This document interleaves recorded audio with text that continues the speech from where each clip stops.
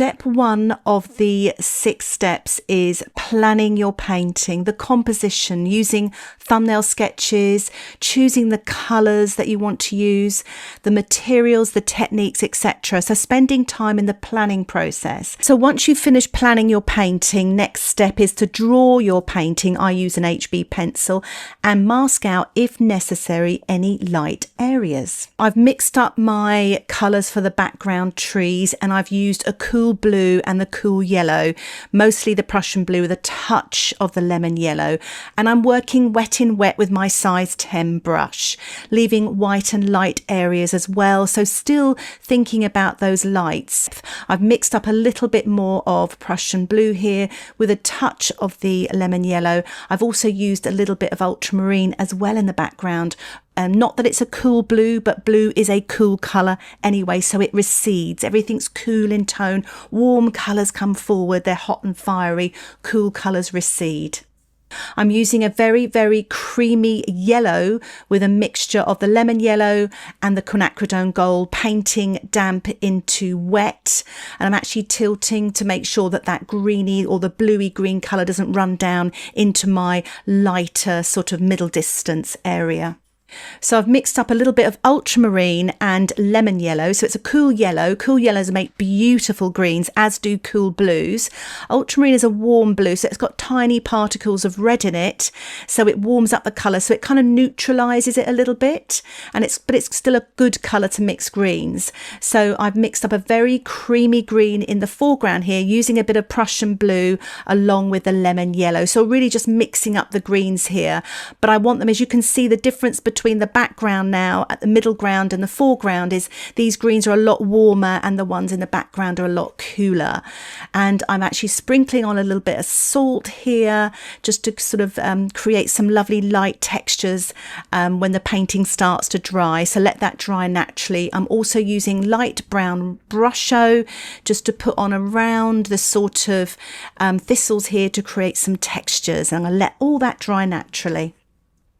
So my painting has dried, and this is my next step. It's step 4, paint light and mid-tone washes, especially if you've actually masked something out like I have with these thistles. So I need to get the light on there as well. I need to be really conscious. So you've always got a little bit of stage 3 here. So light and mid-tone washes. So I'm using Opera Rose with my size 6 brush. I've wet each thistle. I put on a very pale wash to begin with, bearing in mind leaving the top part of the thistle light, almost white of the paper, a light and then a mid-tone just underneath there. And I'm painting this sort of the dark, well, the mid-tone wash more damp into wet, the first one wet into wet. Just takes a bit of control. If you find the washes running up to the top of the thistles, just put your watercolour painting at a tilt to make sure it runs down towards you. And you can see there's a good example of me painting it there, light at the top in that centre thistle there and mid-tones towards the bottom using this size 6 brush. What I'm doing now is I'm actually mixing some of the Cadmium Red with the Opera Rose, and I'm just painting this at the bottom. So this is more of your mid-tone. It's slightly creamier, so it's damp into wet or damp into damp. I'm now sort of painting some of the foliage here as well with a Quinacridone gold and a touch of the Prussian blue. You can also use the lemon yellow and the Prussian blue. They make some nice greens, but it's more of a golden colour here with a touch of green.